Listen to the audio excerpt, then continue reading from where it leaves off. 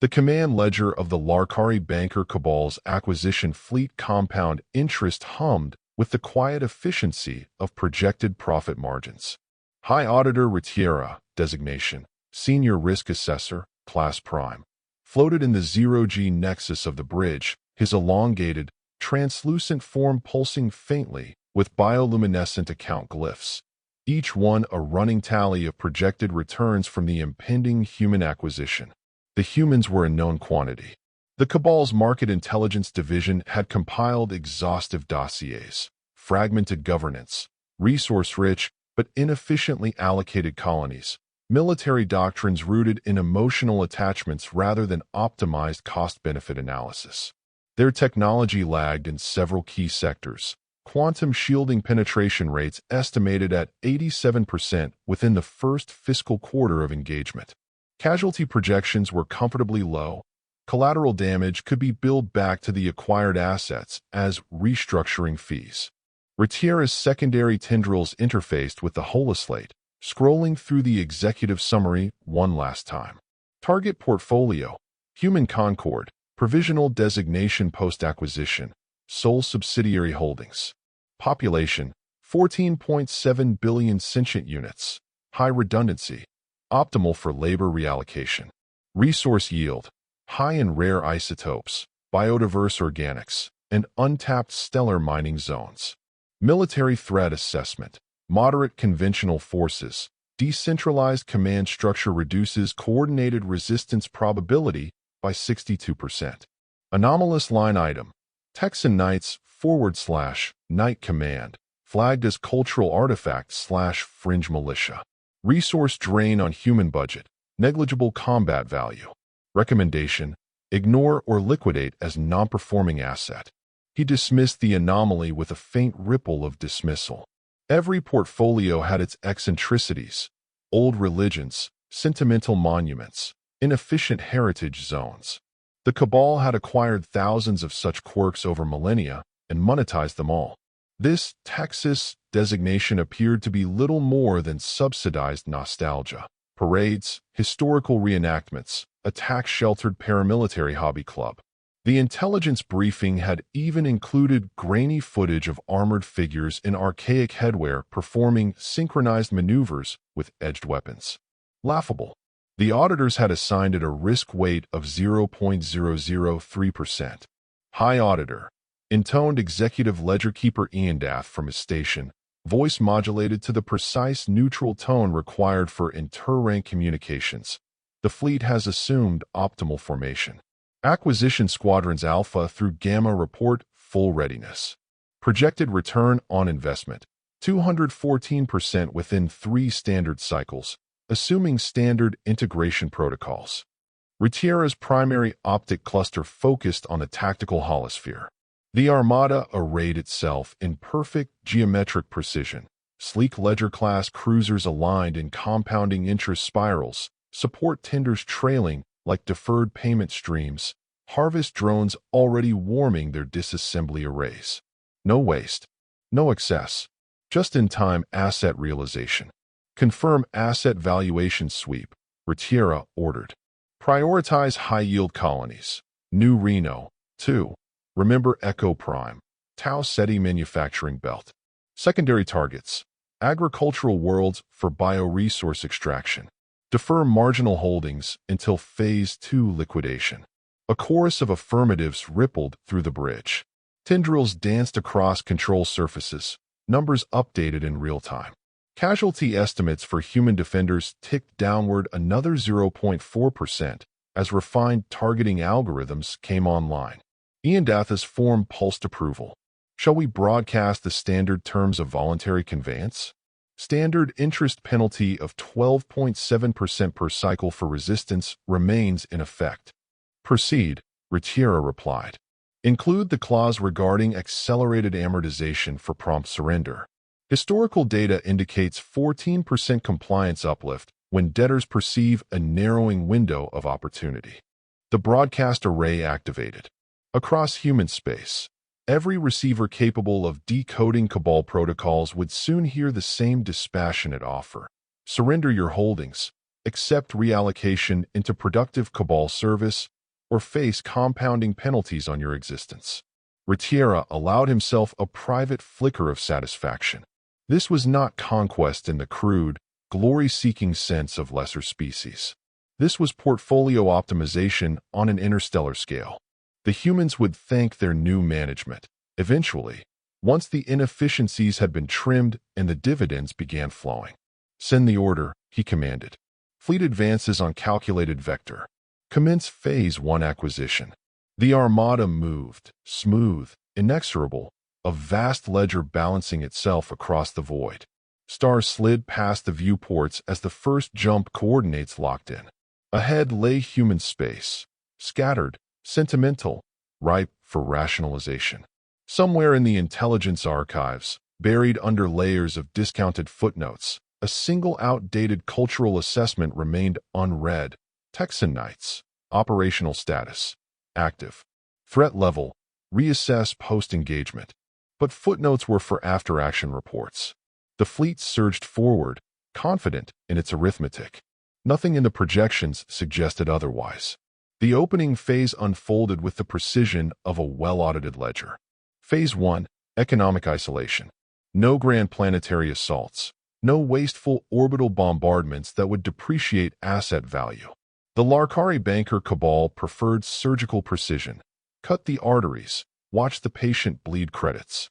High Auditor Ritiera monitored the campaign from the compound interest primary analysis vault, surrounded by floating holoslates that updated in real time.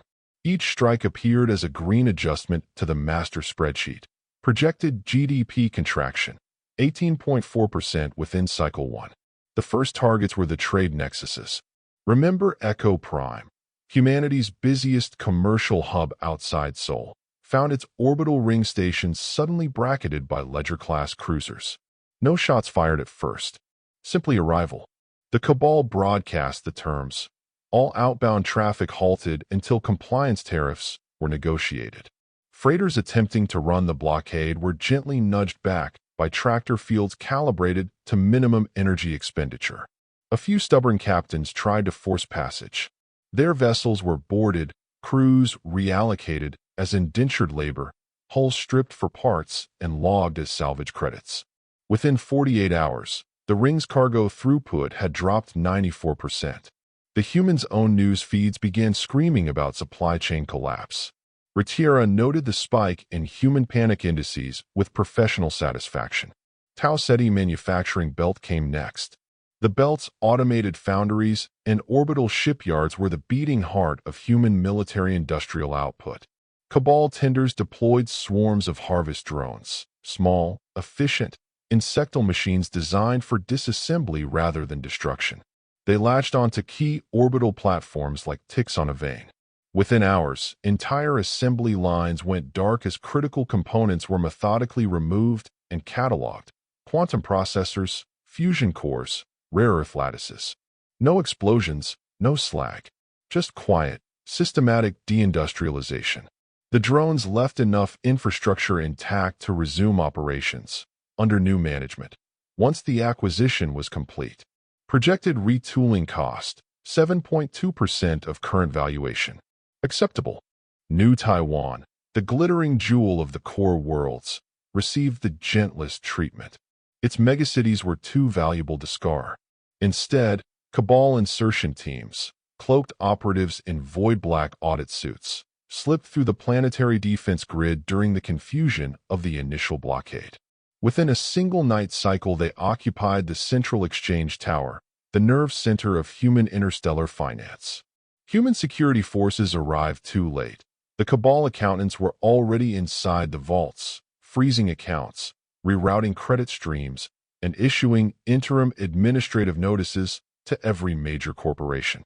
By morning local time, the planetary stock exchange had been delisted from every human network and relisted on the cabal's provisional subsidiary index.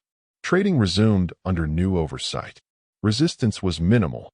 Most executives understood leverage when they saw it. Selective strikes punctuated the economic strangulation. A strike group of 3 Ledger-class cruisers appeared without warning above the forge world of Hephaestus IV. They did not glass the surface. They did not need to. Precision kinetic rods, tungsten lances accelerated to fractional C, lanced down through the atmosphere and punched clean through the primary adamantine foundries. Each impact was calculated to maximum structural disruption with minimum civilian collateral. The forges that supplied armor plate to half the human fleet went silent in under an hour. Secondary strikes crippled the coolant networks feeding the fusion plants. Within a day, Hephaestus was a dark world, its orbital rings drifting like broken halos. On agricultural colony greener pastures, 4 Cabal tenders deployed atmospheric dispersal drones. The payload, tailored nanites that targeted only the gene-edited megacrops humanity depended on for export. Fields withered in neat geometric patterns, crop circles of economic sabotage. Livestock herds were left untouched. Meat was still protein. After all, the humans would feed themselves. They simply would no longer feed their war machine. Throughout it all, the Texan Knights remained a ghost in the intelligence stream. Occasional anomalous readings appeared. Small, fast-moving craft slipping blockade perimeters, quantum signatures that did not match standard human profiles. Retierra's analysts flagged them as probable smugglers or private security contractors, low-priority noise. The Knight Command designation continued to carry its negligible risk weight. A single footnote in the daily summary: cultural militia activity detected near Yorktown Alpha System. Recommend continued monitoring. No adjustment to projections required. ****. The Armada pressed its advantage methodically. Blockades tightened. Occupied colonies began receiving integration teams, accountants in armored exosuits, accompanied by security constructs. Human resistance was sporadic, disorganized, emotional. Exactly as projected, Retiera allowed a faint bioluminescent ripple of contentment across his form. The numbers were aligning beautifully. Then came the first unforecasted variable. A routine status report from the blockade squadron around Yorktown Alpha arrived 37 minutes late. When Retiera opened the packet, the attached tactical feed showed something impossible. A single human dropship, painted in garish red, white, and blue, sporting what appeared to be an archaic bovine skull on its prow, had somehow bypassed the outer picket line. It was not firing weapons. It was deploying cable. The feed zoomed. Energy tethers, quantum-laced, impossibly long, were lashing out from the dropship toward a Ledger-class cruiser. The cruiser's point defense arrays fired, but the tethers simply flexed and absorbed the energy like water absorbing a thrown stone. Then they pulled. The cruiser, mass 1.4 million tons, lurched sideways. Retiera stared at the numbers. The physics refused to reconcile. A secondary feed popped up. Audio intercept from the human vessel.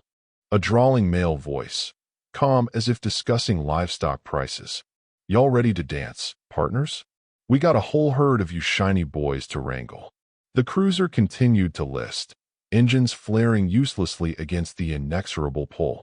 Retiera felt something unfamiliar ripple through his bioluminescence. Not fear. Not yet. But the master spreadsheet, perfect, inviolable, flickered for the first time. A single red cell appeared in the corner of the display. Unallocated variance detected. He stared at it, then issued the order every auditor dreaded. Recompute all projections. Priority override. Pull every cultural archive on Texas. Now, the Armada had come for acquisition. It appeared the portfolio had other plans. The variance reports began as whispers in the margins, red flags flickering like overdue invoices in the master ledger. High Auditor Retiera dismissed the first few as rounding errors, artifacts of incomplete data integration. Human resistance was projected at 23.7% intensity in Phase 1. Anything higher was simply aggressive negotiation. But the numbers did not lie. They compounded. By Cycle 7, the holoslates in the compound interest S analysis vault were awash in amber warnings. Resistance uplift, plus 14.2%.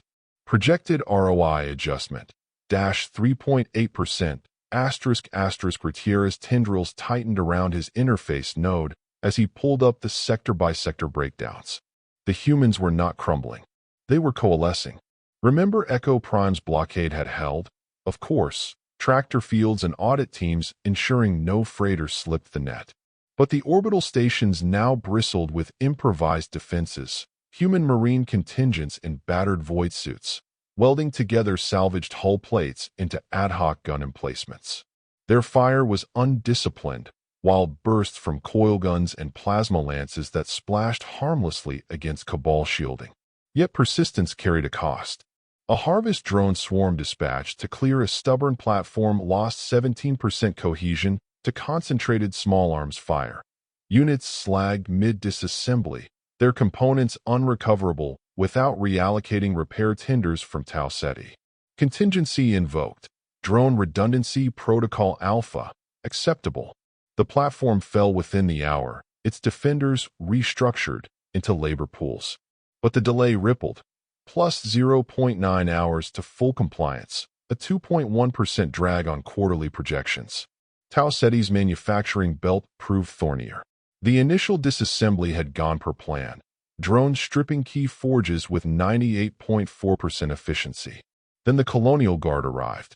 Not the elite Core World Legions Retiera's models had simulated, but hardy frontier militias, squad, reinforced haulers retrofitted as gunships, crewed by workers in industrial exosuits.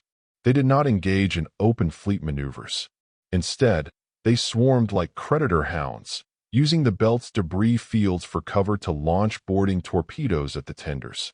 Cabal security constructs, sleek, modular enforcers programmed for debt collection, deployed in waves, their suppression fields neutralizing borders with calibrated neural stuns. Contingency invoked. Boarding denial matrix beta. The haulers were corralled, their crews billed for hull repairs. Victory. But the tactical feed showed something unmodeled. The humans fighting not just for survival, but with a feral coordination born of shared hardship. One captured hauler's black box revealed intercepted chatter. "Hold the line, boys. Yorktown Alpha's got our backs." Retiera flagged it for cultural analysis. Superstition, surely. New Taiwan's occupation vaulted from amber to steady green faster than anticipated. The insertion teams had secured the exchange tower with minimal friction. Human executives, ever the opportunists, negotiating side deals for preferred creditor status, even as their accounts froze. But the streets below erupted. Melee Marines, another anomalous human unit, these ones clad in archaic-powered harnesses wielding vibro-edged blades, materialized from the Undercity warrants. Retiera had dismissed them in pre-invasion briefs as historical reenactors, a ceremonial holdover from humanity's pre-spaceflight wars. The footage proved otherwise. The feed from Audit Outpost Delta played in looped horror. A squad of 5 Marines, their armor scarred from prior campaigns, charging a Cabal perimeter drone line. No range fire. No orbital support. Just blades humming with overcharged plasma fields, slicing through enforcer chassis like over-leveraged bonds through a bankruptcy court. One Marine took a direct suppression burst to the chest. His harness sparked, suit integrity at 12%, and kept coming, his blade arcing in a pattern that disrupted 3 drones' synchronization protocols simultaneously. The squad carved a path to the outpost's auxiliary power node, severing conduits with surgical fury. Contingency invoked. Perimeter overkill Directive Gamma. Reinforcements arrived, a full phalanx of security constructs, their fields overlapping in a killbox geometry. The Marines fell, overwhelmed, restructured into holding cells. But not before 2 enforcers were reduced to scrap and the power node slagged beyond quick repair. Delay, 4.7 hours. Cost, 1.2 million credits in expedited parts. Retiera's bioluminescence flickered erratically, a flush of unallocated stress hormones. These were not the soft, spreadsheet-bound humans of the dossiers. The Colonial Guards fought with the tenacity of over-collateralized debtors refusing foreclosure. The Marines adapted mid-engagement, turning Cabal predictability against itself, luring enforcers into kill zones baited with feigned retreats. And the melee units, they embodied inefficiency as a weapon, closing to lethal range where algorithms faltered and cold steel prevailed. Then came the Texans. The first confirmed sighting arrived as a priority interrupt from the Yorktown Alpha Picket Squadron, a vessel designation Remember the Alamo, dropping from an uncharted microjump vector like a bad debt called in at midnight. It was no fleet killer, just a lone gunship, battered hull etched with archaic symbols, quantum drives leaving erratic blue contrails that jammed sensor locks for 2.3 seconds. Ritiero watched the intercept feed with clinical detachment, expecting a quick neutralization. The gunship did not fire its main batteries. Instead, it ejected a single armored figure on a tether, boots flaring with some exotic propulsion system, a wide-brimmed headgear defying all ergonomic logic. The figure, designated Texan Knight by frantic auto tags, landed on the hull of a Ledger-class escort, a crude liability, with the grace of an auditor spotting a tax loophole. Point defense fire converged, lasers, particle streams, even a contingency EMP burst from the cruiser's auxiliary arrays. The figure's armor absorbed it all, shields rippling like liquid mercury, the helmet's brim casting an improbable shadow in vacuum. What followed defied fiscal rationale. The knight's boots' spurs ignited, quantum-laced emitters expelling coherent energy in looping blue arcs that interfaced directly with the cruiser's hull plating. Not breaching, rewriting. The feed glitched as structural integrity readings inverted, decks folding inward, bulkheads transmuting into temporary boarding ramps. The knight strode inside as if invited to a merger meeting, drawing a sidearm that resembled an antique projectile weapon but spat rounds phasing through enforcer armor like unsecured liabilities through a shell company. Enforcers swarmed, 20 units, protocols dictating overwhelming force. The knight moved through them like a liquidation specialist through a failing portfolio, precise, unhurried, each shot or blade stroke culling 2 or 3 with contemptuous economy. One enforcer clamped a suppression field around the intruder's leg, the knight's spurs pulsed, and the field reversed, channeling its own energy back into the construct's core until it vented plasma in a silent scream. Another closed to melee. The knight parried with a vibro-edged cutter, the blade's harmonics resonating at frequencies that shattered the enforcer's chassis from within. Contingency invoked. Intruder purge Epsilon. The cruiser vented atmosphere. Enforcers flooding the breached section with hard vacuum and neural toxins. The knight endured. Armor seals held. Internal recyclers humming audibly over the dying comms. The figure paused amid the debris, tipping that ridiculous hat in mock salute toward a security cam before planting a device on the bridge access, some jury-rigged quantum spike that fried the cruiser's command net in a cascade of recursive errors. The accrued liability went dark, drifting inert as a bankrupt estate. The knight reboarded the gunship via tether, vanishing into the void before reinforcements could vector in. Casualties, 0 human. Cabal losses, 1 cruiser, salvageable, but offline for 9.2 cycles, 12 enforcers, untold computational cycles lost to error scrubbing. Ritiero replayed the footage 3 times, his optic cluster dilating. The intruder's vitals, briefly captured, showed no degradation. No kill confirmed. Just departure. The cultural archives, hastily recompiled, now screamed warnings. Asterisk Texan Knights. Elite paramilitary order, quantum-enhanced augmentations, historical combat efficacy unmodeled. Threat reweight, critical, asterisk. A second report pinged. Another knight sighting at greener pastures. 4. Single-handedly dismantling a nanite dispersal tinder with what archives identified as a plasma Bowie knife. A third. 2 knights infiltrating a Hephaestus 4 kinetic rod silo, turning the launch array against an approaching tender. Unkillable, or close enough to warrant a new line item in the contingency ledger. The master spreadsheet updated with a shudder. ROI forecast, minus 9.7%. Resistance uplift, plus 27.3%, asterisk Ritiera's tendrils coiled tighter. These were outliers, scouts, perhaps, from that fringe militia. The broader human forces were tougher than modeled. Yes, Marines holding blockades with scavenged fury, colonial guards turning factories into fortresses, melee units forcing costly close-quarters purges. Contingencies had contained them, rerouting assets with calculated precision. But the Texans, they were the unforecasted interest, the hidden clause that turned a tidy acquisition into a hostile takeover. Executive Ledger Keeper, Retiera intoned, voice steady despite the bioluminescent stutter. Escalate monitoring on Yorktown Alpha. Deploy shadow audit teams to all night-adjacent vectors.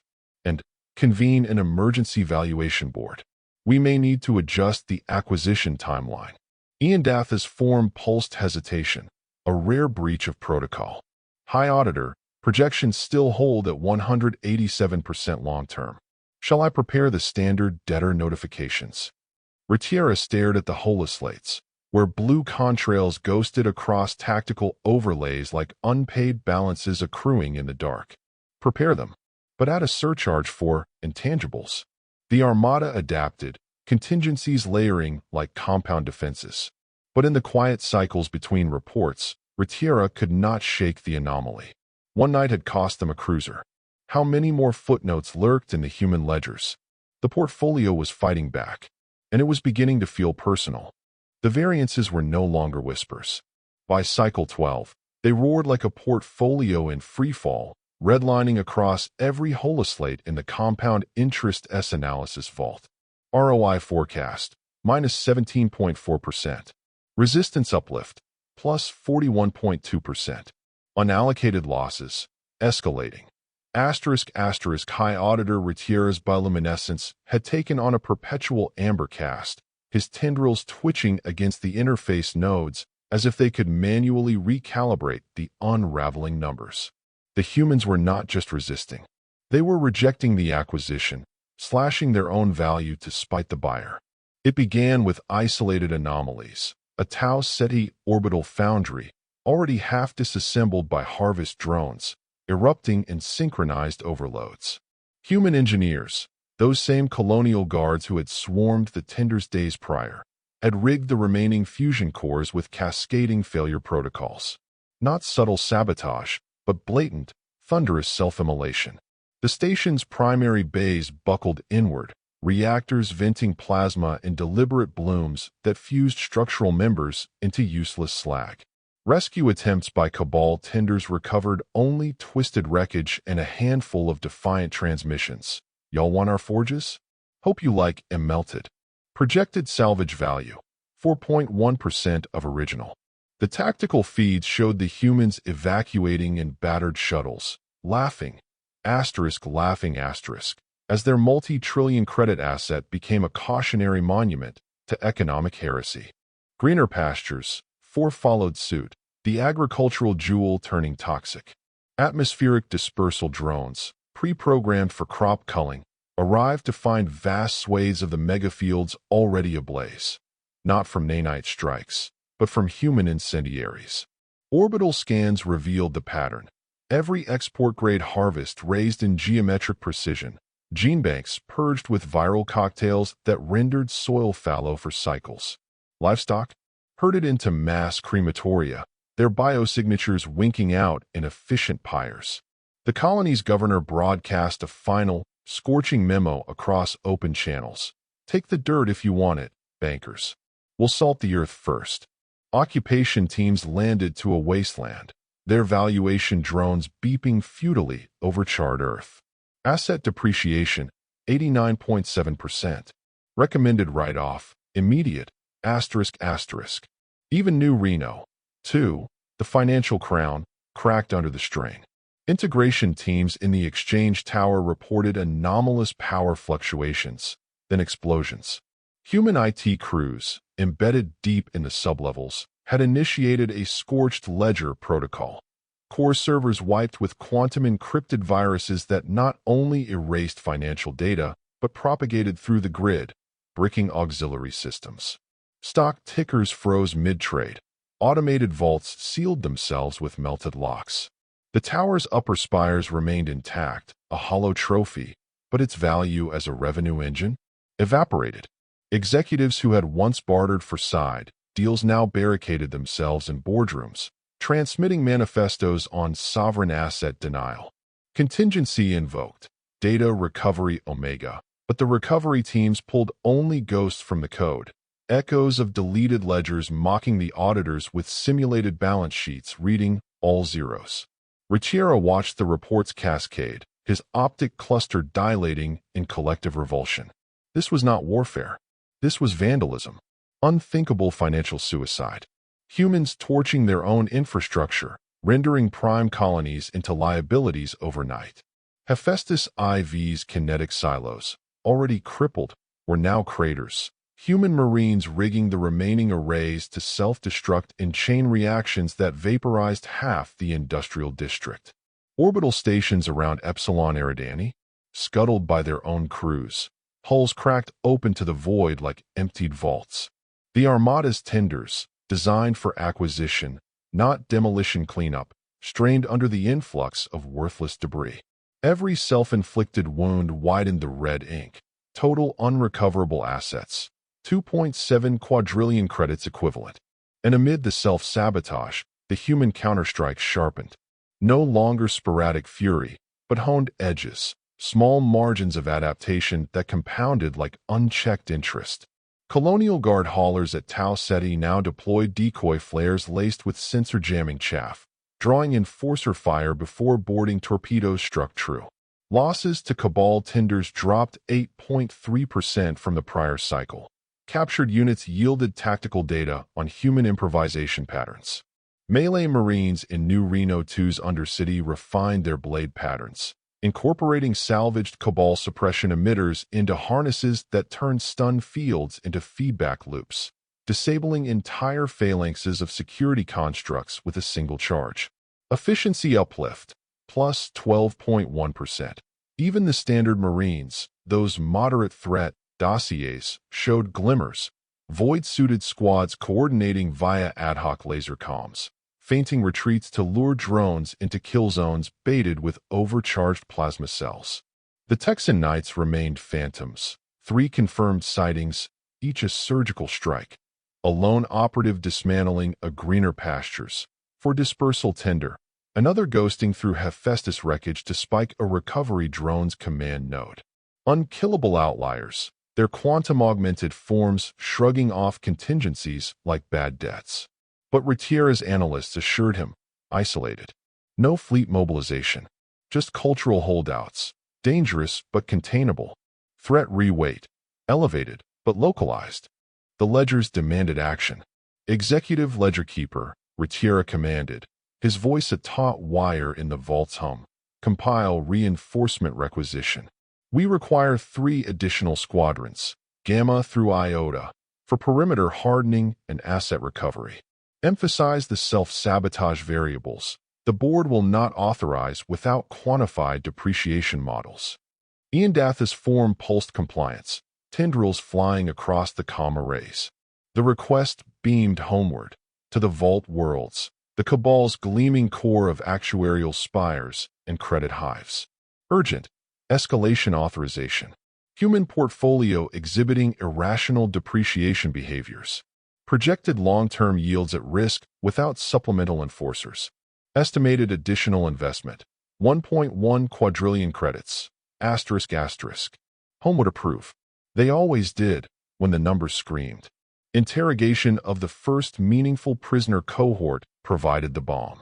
Audit Outpost Epsilon on Epsilon Eridani had netted 27 humans during a boarding purge, a mix of Marines, Colonial Guards, and one wide-eyed technician who babbled about the other war. Ricciera reviewed the neural-extracted dossiers in the vault's secure annex, his bioluminescence steadying to a confident green. The humans were not undivided. Fractured by prior commitments, a grinding conflict with an extragalactic swarm, the Endurance elect, mechanical culls that had bloodied their fleets for cycles. 2 fronts.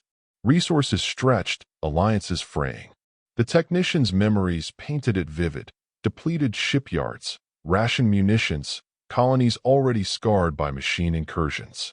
This Cabal acquisition had landed atop an existing hemorrhage, humans fighting on borrowed time, their self-sabotage less defiance than desperation, a gambler's last bluff to buy breathing room. Encouragement rippled through the bridge. Iandath's glyphs flared optimistic. High Auditor, this alters the risk matrix favorably. Their adaptation margins are artifacts of dual theater strain, not inherent superiority. With reinforcements, we compress the timeline, force compliance before their other enemy forces further reallocations. Ritiera allowed the ripple to spread, his form pulsing a chord. Yes, two fronts meant divided attention, diluted resolve. The self-immolations were panic, not strategy, assets burned to deny the lender, but at the cost of their own solvency. The Knights? Cultural relics, amplified by wartime folklore. Home would see the logic, a modest investment to secure the prize. Transmit the full brief to the board, he ordered. Highlight the two-front variable, and prepare debtor notifications with escalated penalties. Make surrender the only non-negative option. The holoslates updated, red softening to cautious amber. Revised ROI, minus 11.2% interim. With supplemental assets, plus 142% projected, asterisk asterisk. The Armada tightened its noose, enforcers drilling down on crippled worlds, contingencies layering thicker. Ritiera watched the feeds, the humans' fires dying to embers. They had wounded themselves grievously. The portfolio was theirs to ruin, but the Cabal would collect what remained. In the quiet between requisitions, though, a single unextracted whisper from the technician's mind lingered, unmodeled. Asterisk wait till the Knights get the call. Y'all ain't seen nothing yet, asterisk. Ritiera dismissed it as trauma residue. Footnotes, after all, were for the auditors. The reinforcements would arrive soon, and balance would be restored. The interrogation chamber aboard the compound interest was kept deliberately austere. Bare alloy walls, soft white illumination, a single restraint cradle, no visible weapons. The Cabal had learned, through painful trial and error, that human defiance did not respond well to overt menace. Better to let them sit in clinical calm and realize, slowly, how utterly surrounded they were. Today's subjects were three: two human Marines, one missing an eye, the other favoring his left leg, and a civilian technician who had been captured trying to overload the power grid of the Hephaestus 4 salvage tender. All three had been treated for their injuries. All three had refused pain suppressants. All three were smiling. High Auditor Ritiera regarded them from the observation gallery, tendrils laced tightly together. He had stopped pretending these particular smiles were signs of broken morale. The lead interrogator, Ledgerkeeper Iandath, began the standard script. You have been designated high-value assets. Your continued cooperation will be noted favorably in the final integration ledger. Refusal will result in. The one-eyed Marine interrupted with a short, barking laugh. Buddy, he said, you're about 6 hours too late for that speech. Iandath's bioluminescence flickered in mild irritation. Explain. The technician, the youngest of the three, leaned forward as far as the restraints allowed. His voice was calm, almost conversational. We've been waiting for this conversation. You've taken a few of us now. Good. Means the message finally got through. Ritiera's secondary optic cluster narrowed. Message? The Marine with the bad leg spoke next, slow and deliberate, like a man reading the terms of a mortgage he knew he would never have to pay. They're coming. The Knights. And they sent word ahead. He paused just long enough for the silence to thicken. They said, meet us at St. Joan of Arc. The name meant nothing to the Cabal personnel present. A religious figure? A code word? A planet? The technician smiled wider. You'll want to look it up. Iandath made a curt gesture. A holoslate materialized in the air before him, already querying the newly compiled Human Cultural Archive. The search result arrived in less than 2 seconds, and every bioluminescent glyph on the bridge went from soft white to startled amber. St. Joan of Arc. Designation: Commercial Megastructure / Neutral Trading Hub. Location: Trinidad Solaris System, Outer Asteroid Belt. Physical description: interconnected lattice of 4,872 large and medium asteroids, linked by over 5.2 million miles of pressurized transit tubes, structural towers, docking scaffolds, and gravitic mooring arrays. Total enclosed volume, approximately 2.1 times 10 superscript 1 cubic meters. Estimated construction cost, human credits 14.7 quadrillion. Current operational status, major interstellar marketplace. 22 primary habitation rings, 147 major shipyards, civilian and military capable, 7 full-scale fleet repair cradles, 61 major commodity exchanges. Daily throughput, 4.3 million vessel movements, 2.8 billion tons of cargo. Strategic note, primary hub for independent traders, black market exchanges, mercenary clearinghouses, and night command logistical nodes. Valuation addendum, largest non-natural megastructure encountered in Cabal archives. Tourism potential, exceptional, projected annual revenue, 3.9 quadrillion credits post-integration, via experiential debt packages and heritage tours. The image expanded. A vast, glittering spiderweb suspended in the dark of the Trinidad Solara Belt. Asteroids the size of small moons linked by towers that pierced the void like the spines of some cosmic leviathan. Rings of habitation lights glowing like captured nebulae.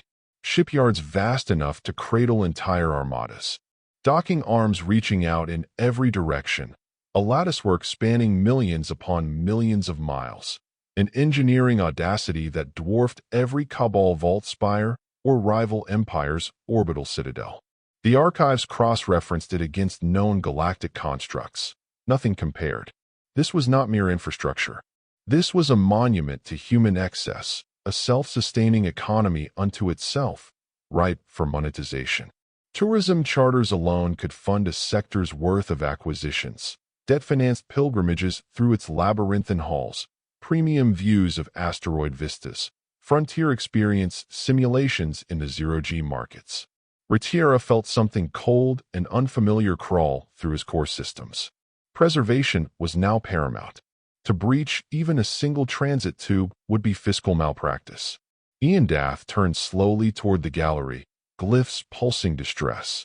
High Auditor, if this is their chosen battlefield. The one-eyed Marine finished for him. Then y'all might want to move the fleet a little ways off. Just a polite suggestion. The technician laughed, genuine, delighted laughter. See, you've been burning through our outer colonies, melting our factories, trying to make us poor enough to surrender. Thing is, we've been letting you. Buying time. Bleeding ourselves just enough to keep you greedy and close. He leaned back. Now the checks come due. The Marine with the bad leg spoke again, softer this time. St. Joan is neutral ground. Always has been. But the Knights just called the biggest gunfight in human history on the single, most valuable piece of real estate we own. He looked straight through the one-way glass, straight at Ritiera. And they invited you. Silence stretched for 3 full heartbeats. Then the technician added, almost gently, "Oh, and they're bringing the whole family." Ritiera issued the relocation order 17 minutes later. The Armada executed a staggered micro-jump, repositioning to a defensive envelope $1.20 out from the St. Joan lattice in Trinidad Solara, far enough to preserve the asset's pristine value, close enough to maintain blockade pressure and intercept any inbound threats. 237 warships now formed a perfect compounding interest spiral around the distant, impossible web. Ledger-class battle wagons formed the inner ring, support tenders and harvest carriers behind them, reinforced by 3 full squadrons of newly arrived Gamma through Iota reinforcements. Every vessel's weapon batteries were hot. Every audit team was on maximum readiness. Valuation drones hummed in standby, prepped to swarm the lattice the moment compliance was secured. Tourism manifests already drafting in the auxiliary processors. The board had approved the escalation with unprecedented speed. The valuation of St. Joan alone, intact, would turn the entire campaign from a marginal failure into the single most profitable acquisition in Cabal history. Profits from its hulls would flow eternally. Guided tours through the million-mile scaffolds, luxury debt resorts and habitation rings, experiential packages where visitors lived the human frontier mythos for a modest interest rate. They would take the lattice. They would take the knights. They would take everything. And then the humans would finally understand that resistance had always been the most expensive mistake a debtor could make. Retiera stood, floated, in the primary observation blister, watching the distant, impossible web grow slowly larger in the main holosphere. 237 warships.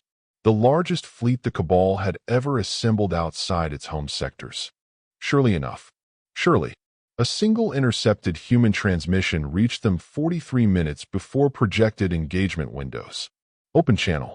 No encryption. A single drawling voice that sounded almost amused, thick with that archaic, Texan inflection the archives now flagged as a cultural signifier of unmodeled aggression. This is Night Command Actual, broadcasting in the spirit of good OL Southern hospitality. St. Joan of Arc Control has been informed. All civilian traffic is clear.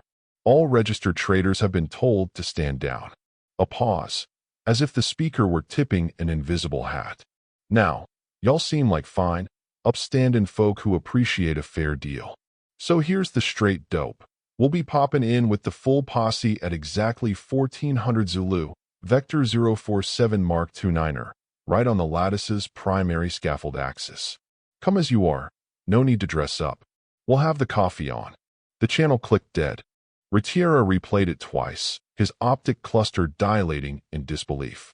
Precise coordinates. Exact timestamp. Broadcast in the clear for any auditor drone to triangulate. It had to be a ruse. No rational command structure revealed such intel. Fleet vectors, arrival windows, like a debtor handing over vault codes during a hostile audit. A feint to draw the armada off position, exposing flanks to ambush vectors from the belt shadows. Or psychological warfare, lulling the Cabal into overcommitment. The analysts agreed. 87.4% probability of deception. Human desperation manifesting as bravado. Ian Dath pulsed confirmation from the bridge. Orders, High Auditor. Shall we adjust formation for the broadcast vector? Retiera's tendrils uncoiled slightly, resolve hardening. Maintain envelope. Seed the indicated vector with decoy tenders and enforcer swarms. If they arrive as advertised, we end this farce. If not, we preserve the asset and counterstrike their true approach. The holoslate's updated, battle projections rerunning with the new variables. ROI reaffirmation, plus 312%, post-engagement tourism uplift. The lattice glittered mockingly in the display, millions of miles of untapped profit waiting to be claimed. A trap, surely, but one the numbers demanded they spring. The Armada waited, weapons primed, the void between them and St. Joan thick with calculated certainty. At 1400 Zulu, the universe would balance. The holosphere flared at precisely 1355 Zulu. Retiera's optic cluster snapped to the tactical overlay as 30 human vessels materialized in a loose, almost casual wedge formation along the projected vector, 5 minutes ahead of schedule. No grand hyperspatial rupture, no dramatic flare of exotic drives. Just a quiet ripple in the void, like debtors slipping in through the back door of a vault. 30 ships.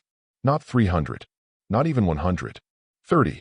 Ledger-class battle wagons, support tenders, harvest carriers, 237 vessels of the Cabal's finest acquisition armada, hung motionless for a heartbeat as the reality registered across every bridge glyph and valuation subroutine.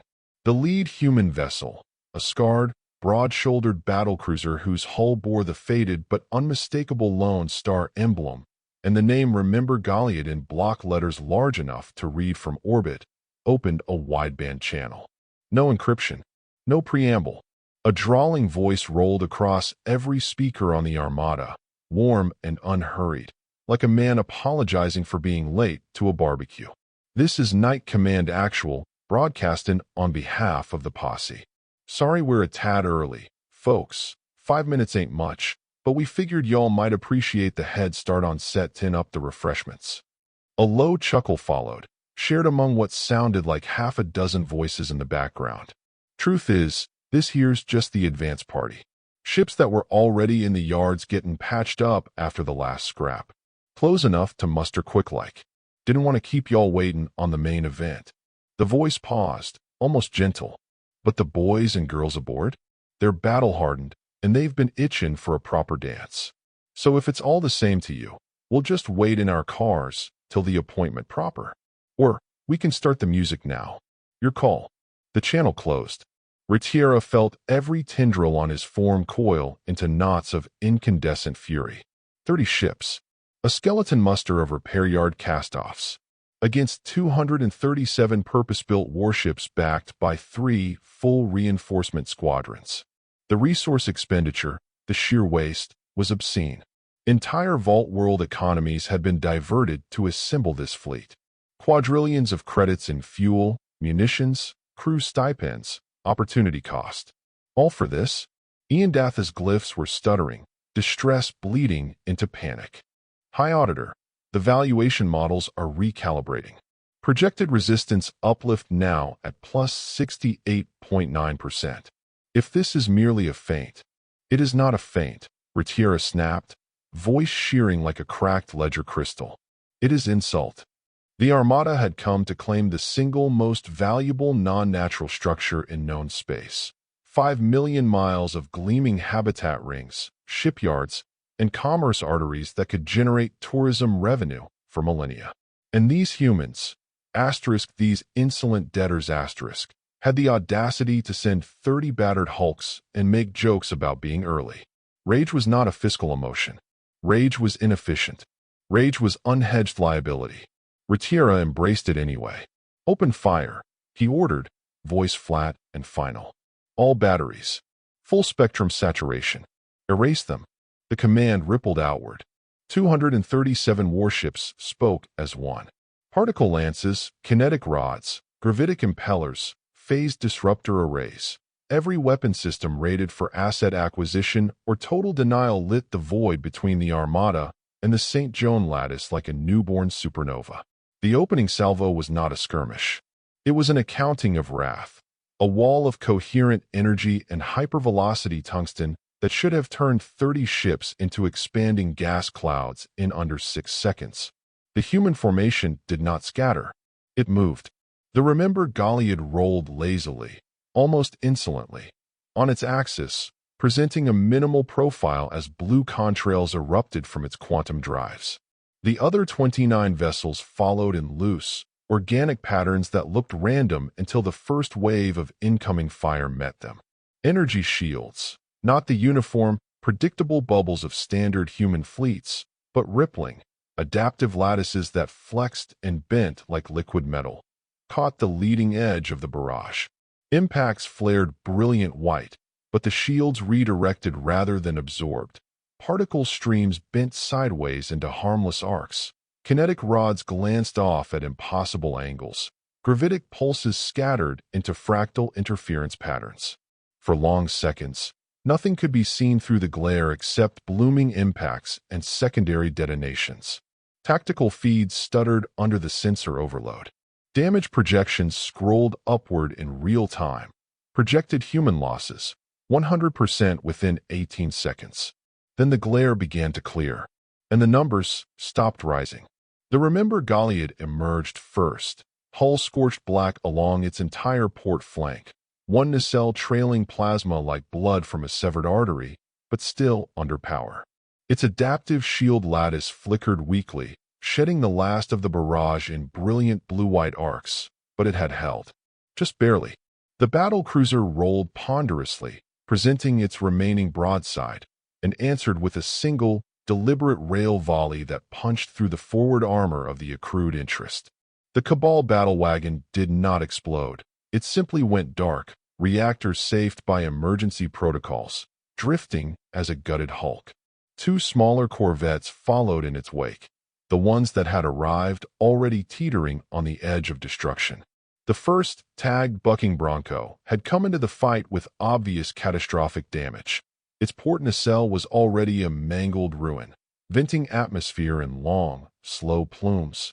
Half its thrusters were cold and dark, leaving it limping on uneven power. Its shield lattice had been non-functional from the moment it materialized, flickering only in broken, intermittent patches. The Armada's fire found no resistance there. A gravitic impeller sphere caught it amidships, crumpling the already weakened hull like foil. The corvette bloomed into a silent flower of debris, its quantum core detonating in a brief, violet flash. The second, Cosmic Tumbleweed had arrived in even worse shape. Entire sections of hull plating missing, exposing raw framework and sparking conduits. Only 2 of its 6 main thrusters burning, the rest cold and shattered. No shields at all, just the ghost of a lattice that had long since collapsed. It took multiple direct hits almost immediately. One kinetic rod cored straight through its engineering spaces, another sheared off an entire wing of missile pods. The ship yawed wildly, tumbling end for end, before a final phase disruptor wave finished what the previous war had started. It came apart in a slow, graceful unraveling, fragments spinning away into the void. The rest of the night fleet, 27 vessels, each bearing the unmistakable scars of whatever nightmare front they had just escaped, emerged from the barrage largely intact. Shields held, adaptive lattices flexed and shed energy in brilliant cascades. Damage was superficial, scorch marks on hull plating, flickering auxiliary systems, minor venting from overtaxed conduits. But no hull breaches, no reactor failures, no catastrophic losses. Retiera stared at the tactical feed. 2 ships destroyed. Both had arrived with 1 foot already in the grave, shields down, thrusters crippled, armor compromised before the first shot was even fired. Not a single fully operational night vessel had been knocked out. Not one. The Armada's fire had been total, overwhelming, textbook saturation, and it had not been enough. A cold realization uncoiled through his core systems, spreading like frost across a ledger crystal. Whoever, or whatever, the humans had been fighting on that other front, it had to be monstrous. Invincible. Something capable of inflicting catastrophic, near-fatal damage on these Texan knights. Ships whose shields had just shrugged off the concentrated wrath of 237 warships, and still leave the majority of them mobile, cohesive, and combat effective. His own fleet, his perfect, meticulously balanced acquisition armada, could not even claim 1 clean kill against ships that were already half broken. The numbers had lied. Not through error, through incomplete data. The other enemy, the one that had forced humanity to burn their own worlds, to salt their fields, to fight on 2 fronts with bleeding resources, had to be something beyond calculation, beyond valuation. And these knights, these 30 battered relics, were the survivors of that war. Retiera's optic cluster locked onto the tactical overlay. The Remember Galliad was still coming, straight down the center line, straight toward the compound interest. No deviation, no flanking attempt, just inexorable, burning momentum. The flagship's drives flared brighter, quantum exhaust painting the void in defiant blue. Its remaining weapons, scarred but functional, began to track. Rail batteries cycled. Plasma lances hummed to life. Adaptive shield lattice flickered back online, weaker than before, but still rippling with that impossible, liquid metal defiance. Distance closed. 10 light seconds. 5. The bridge glyphs screamed warnings. Incoming fire solutions degrading. Predictive algorithms failing to model the night flagship's erratic drive bursts. Damage projections inverting as the human vessel absorbed punishment that should have vaporized it. Retiera felt every tendril go rigid. The Remember Galliad was not trying to win the battle. It was trying to reach him. And behind it, the remaining 27 night ships, wounded but unbroken, trailing fire but still accelerating, followed like wolves on a blood scent. The Armada's fire redoubled, but the gap kept shrinking.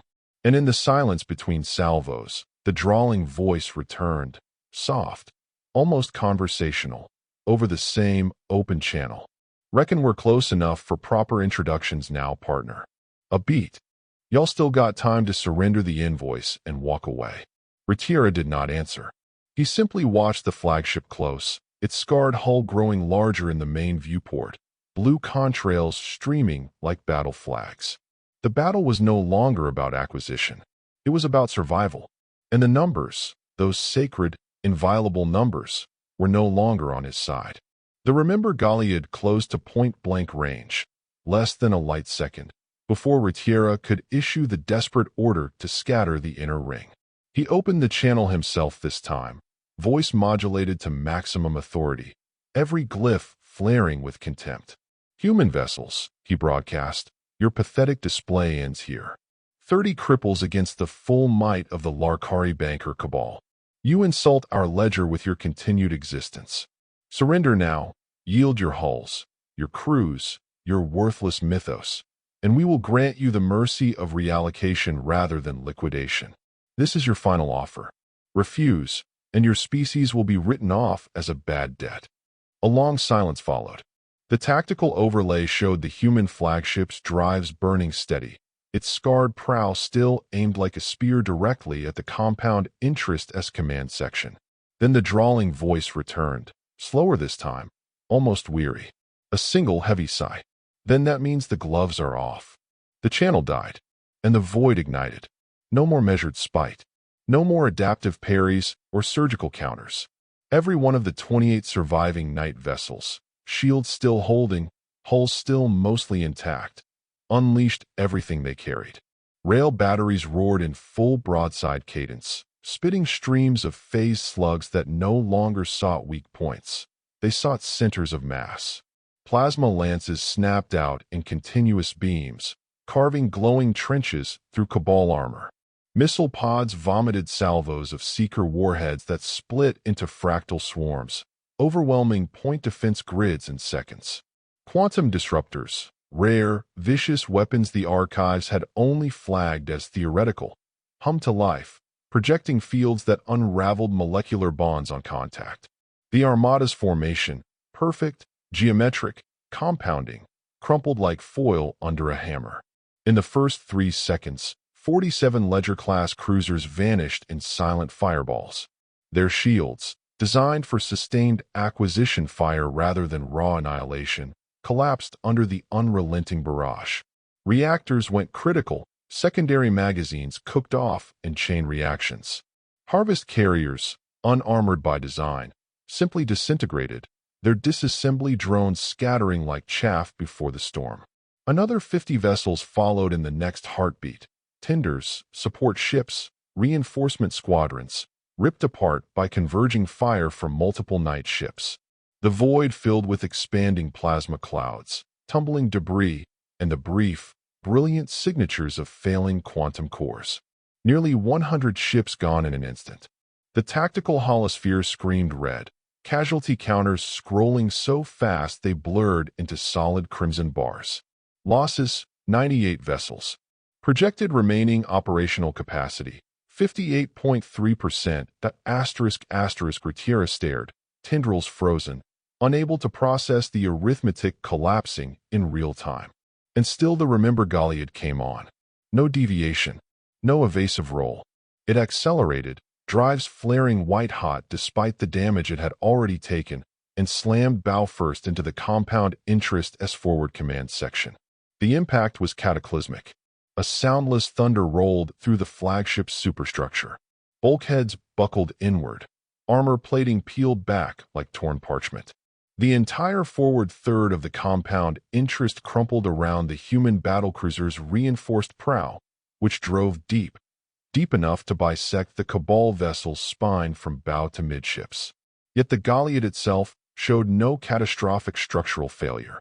Its hull, already battle-scarred from whatever hell it had escaped, groaned but held. Quantum reinforcement lattices shimmered along its length, absorbing the kinetic transfer that should have torn it apart. The prow, reinforced with some exotic alloy the archives had no record of, punched through armor rated to withstand stellar core impacts, and kept going until it lodged fast, a dagger buried to the hilt. Alarms howled across every deck. Emergency bulkheads slammed shut. Atmosphere vented in glittering plumes from the massive gash. Gravity flickered as inertial compensators fought to stabilize the wounded giant. And then, horrifyingly, the boarding began. From the Galliad-S forward airlocks, hull-breaching collars, and emergency deployment tubes, hundreds of armored figures erupted like insects boiling from a disturbed nest. Power-armored humans in scorched plate, Stetsons visible through transparent visors, plasma-edged blades already ignited, quantum spurs trailing blue fire, sidearms, antique-looking revolvers modified with phasing rounds, gleaming in gauntlet hands. They poured across the jagged breach, using the crumpled hull plates as handholds, magboots clamping to the compound interest-S ruined superstructure. They moved with terrifying purpose, not random swarm tactics, not desperate boarding, coordinated, methodical, joyful. The first wave vanished into the flagship's corridors through the ship-sized wound. Secondary teams followed, hundreds more, leaping from the Galliad-S flanks on maneuvering thrusters, latching onto the Cabal vessel's exposed decks. Ritiera watched it all from the bridge, his bridge, where the forward viewport now framed nothing but the blackened, crumpled prow of the human flagship embedded in his own. Outside, the battle raged on. The remaining night ships, 27 unbroken predators, continued their slaughter. Cabal vessels died in ones and twos and dozens, shields failing, hulls breaching, reactors detonating in brilliant violet flashes. The Armada's once perfect formation disintegrated into frantic defensive clusters, tenders fleeing, battle wagons trying to form ad hoc walls that crumbled as fast as they formed. But Ritiera could no longer spare attention for the greater battle, because inside his ship, inside his command, hundreds of Texan knights were already moving, deck by deck, corridor by corridor, toward the bridge. The alarms kept screaming, and somewhere in the distance, over the dying comms of the Armada, that same drawling voice laughed once, soft, almost fond. "Welcome aboard, partner. Hope y'all brought your checkbooks." The bridge lights flickered. Footsteps, armored, deliberate, echoed in the corridors beyond the sealed blast doors. And Ritiera, High Auditor of the Larkari Banker Cabal, realized with perfect, icy clarity that the numbers had never mattered. Not anymore. The fight had come inside, and it was only beginning. The bridge of the compound interest had become a tomb of flickering red glyphs and dying alarms. Bulkheads groaned under structural stress. Atmosphere recyclers wheezed as emergency vents struggled to compensate for the gaping wound in the flagship's belly. Ritiera floated at the center of it all, tendrils still wrapped around the command nexus, forcing the remaining tactical feeds to stay live even as they screamed impossibility after impossibility. Outside, the slaughter continued. The 28 surviving night vessels, shields holding, hulls scarred but unbreached, carved through the Armada like hot knives through soft alloy. No more surgical parries. No more measured spite. Just raw, unrelenting annihilation. Rail batteries thundered in continuous cadence.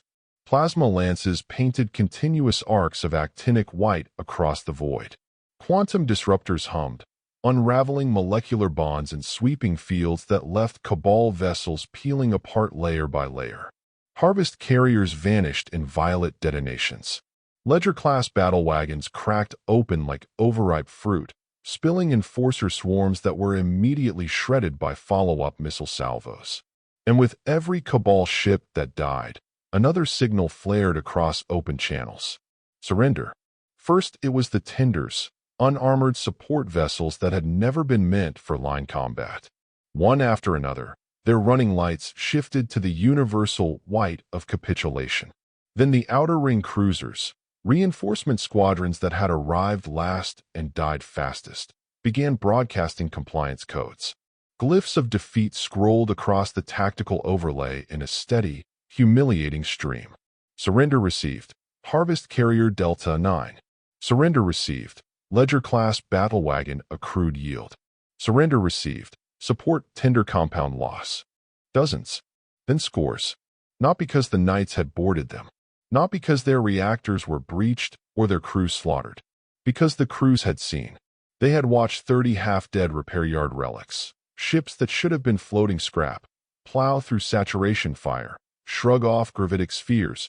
and return fire with such contemptuous precision that entire squadrons simply ceased to exist. They had watched adaptive shields flex and redirect the Armada's best efforts like water-shedding rain. They had watched one battlecruiser, already bleeding atmosphere and trailing plasma, ram the flagship and survive, its prow lodged deep while its own hull remained whole. And in that moment, the myth became arithmetic. The Texan Knights were not merely elite. They were unquantifiable, a force that defied valuation models, that turned perfect formations into debris clouds, that laughed over open channels while dismantling the most powerful acquisition fleet the Cabal had ever assembled. One by one, the remaining ships chose survival over annihilation. Surrender received 47 vessels. Surrender received 62 vessels. Surrender received 89 vessels. The bridge crew stared at the running tally in stunned silence. Iandatha's glyphs had gone dark, complete shutdown, a voluntary withdrawal from the network rather than witness further collapse. Ritiera could not look away. The tactical holosphere showed the Remember Galliad still embedded in the flagship's forward section, its airlocks disgorging wave after wave of armored figures. Hundreds already inside. Moving with terrifying coordination through the corridors, plasma blades ignited, quantum spurs trailing blue fire. Security constructs tried to form kill zones. They were cut down in seconds. Enforcer phalanxes attempted to seal bulkheads. The Knights simply bypassed them, cutting new holes with vibro-edged cutters or phasing rounds that ignored physical barriers. Deck by deck. Closer. Ritiera's optic cluster tracked their progress on the internal security feeds. They were methodical. They were enjoying themselves. Snatches of drawled banter leaked through compromised comms. Clear this corridor, boys. Got a high-value asset waiting up top. Y'all hear that? Sounds like the auditors are sweating. Keep it clean. We're guests here. And still the surrenders kept coming. Surrender received 112 vessels. Surrender received 134 vessels. The Armada was dissolving, not from firepower alone, but from the simple, crushing realization that the numbers no longer favored the Cabal.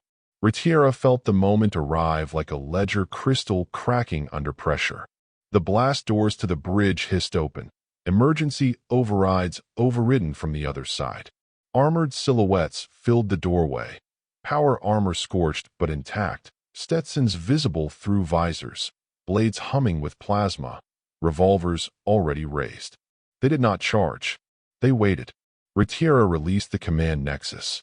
His tendrils uncoiled. Slowly, deliberately, he lowered himself to the deck plating. Face down, primary optic cluster pressed against the cold alloy. And he began to sing. The words were garbled, human phonemes mangled by his vocal synthesizer, half-remembered fragments pulled from intercepted cultural archives. Songs of Texas, songs of defiance, songs of a place and a people that had somehow become larger than any valuation model could contain. Deep in the heart of Texas, below the stars so bright, the eyes of Texas are upon you all the livelong day. The notes cracked and warbled. The rhythm was wrong. The language was alien in his throat. But he sang. He sang to appease the cult. He sang to invoke whatever mercy a myth might grant. He sang because the numbers had failed him, because the ledger had betrayed him, because the only remaining variable was whether these armored figures would accept tribute in the form of broken pride. The lead knight, a towering figure in scorched plate, Stetson tilted at a Johnny angle, stepped forward. His plasma blade extinguished with a soft hiss. The revolver stayed holstered. He looked down at the prostrate High Auditor. Then he laughed, low, warm, almost fond.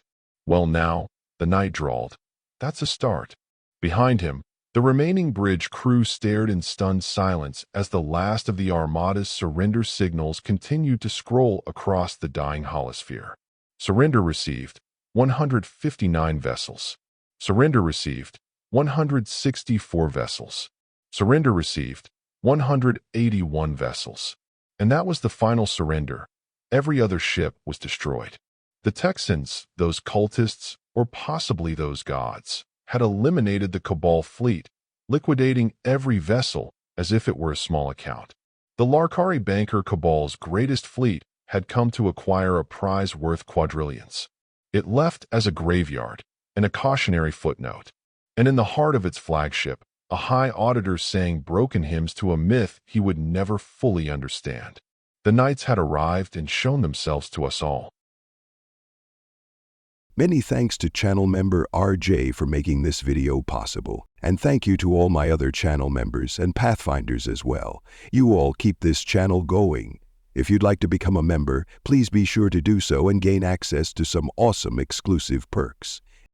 Everyone else, thank you for listening to this story, and I do hope that you enjoyed it. Please be sure to subscribe and hit that bell icon to see more videos like this. And be sure to leave this video a like, too.